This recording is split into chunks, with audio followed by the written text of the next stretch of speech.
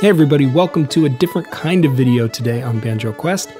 I'm piggybacking off of my last video, which was all about changing strings, or at least how I change strings. One of the questions I get semi-regularly is, what do I do to maintain my instrument? And the answer is not a whole lot. My instruments are tools for me.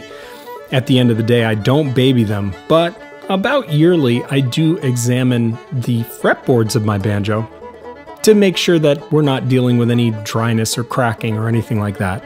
And so if it is the case that I find that the fingerboard looks dry, meaning that it looks pale and the wood grain is open and exposed, I will do a string off, bridge off fingerboard conditioning session on the instrument. This was recommended to me by the great luthier Bill Tippin, and so I've followed his advice for many, many years, and I've gotten really good results with it.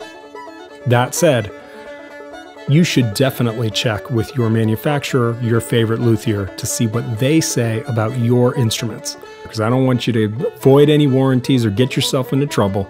There is a lot of debate on this topic in different music forums across the globe.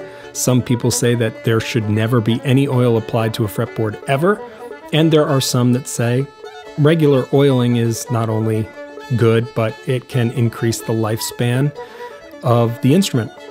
I fall into the middle where I do condition the fingerboard when it needs it, and I do it sparingly, and that's what I've been doing to my instruments.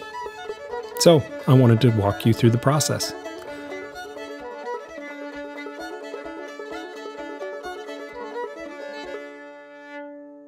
You can see this is pale. The fingerboard itself is kind of discolored, pale for ebony, and is looking kind of mungy and gross.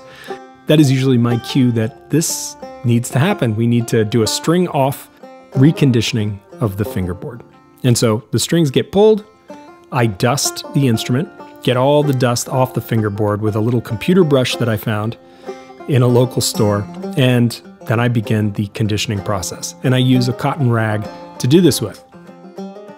The oil I use that was recommended to me by Bill Tippin is this Roche-Thomas Fingerboard Oil.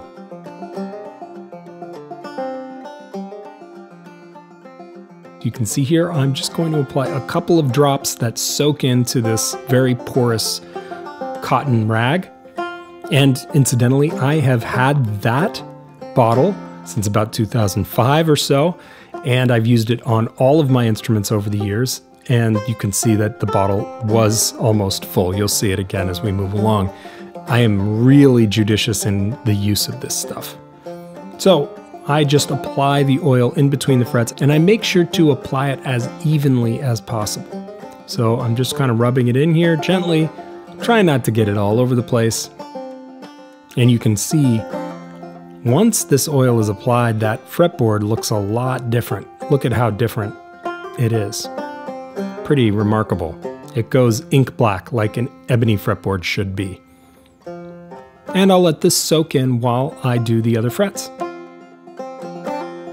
Here I realize that I am inevitably going to get oil on this nice pillow, so I am covering it with some more cotton. So a couple more drops, and then I move on to my lower frets. That's about 2-3 drops. Let it soak into the rag, and then I apply very gently on the inlay. But I'm trying to be as even as possible. And I use my fingernails to kind of get in between the frets, try to get sort of all the grime away from the frets. This is not just a conditioning exercise, but it does clean the fingerboard as well. Now, some people use a quadruple-aught stainless steel wool to really scrub the fretboard, but it is not necessary in this case, and that's probably because I keep after this stuff. You can see the rag is fairly clean. There's a little bit of dirt there, but this is a pretty clean banjo because the last time I did this was probably a year to a year and a half ago. So I do try to use a clean rag when I can, and I'm just going to apply a little bit more oil, and then I am going to attack the big section of this fretboard, which is the fretless section.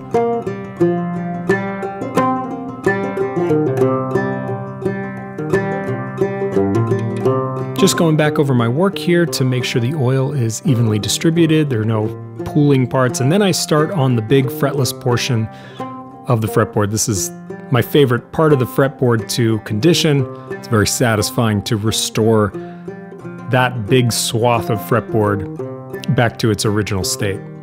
Even if the oil has no structural or physical benefit to the fingerboard, it certainly does make the fingerboard look great when you're done. So there's something to be said for playing a banjo that is sparkling, clean, and ready for hard use.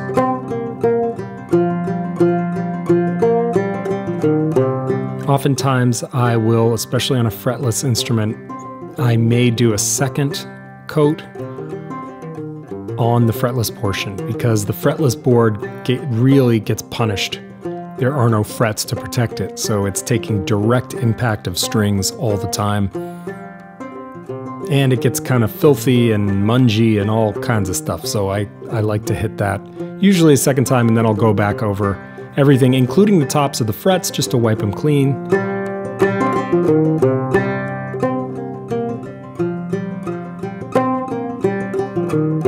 The other thing I will do occasionally is to use this magic stuff, the Gibson Pump Polish Instrument Care Spray. I'm going to shake it up here.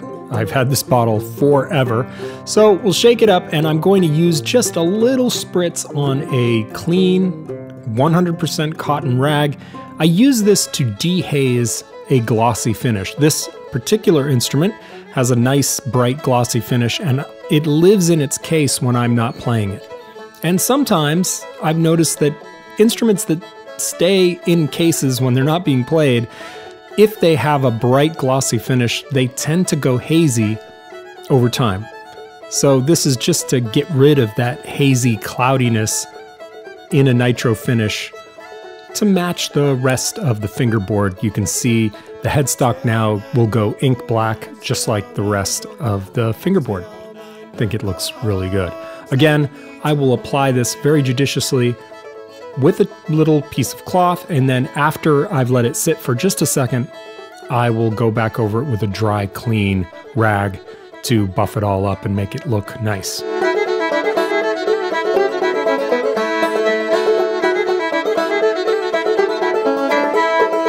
Clean up the excess, buff it out, and I'll show you what this all looks like when I'm finished. This river's up and I can't get across. Stay with me till morning.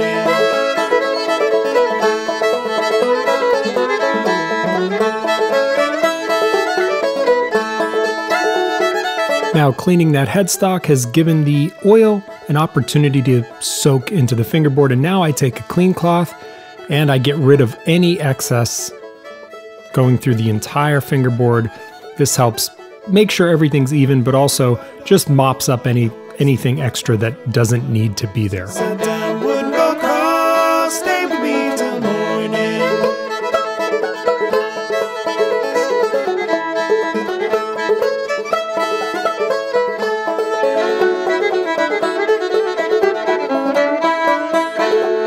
And it's probably pretty difficult to tell how it looks before and after, so here you go. Top is before, the bottom is after. You can see the bottom is much darker, inkier, and generally looks a lot better. And that's it. That's how I condition my fretboard. I hope you enjoyed this. I hope this was useful, and I will see you next time on Banjo Quest.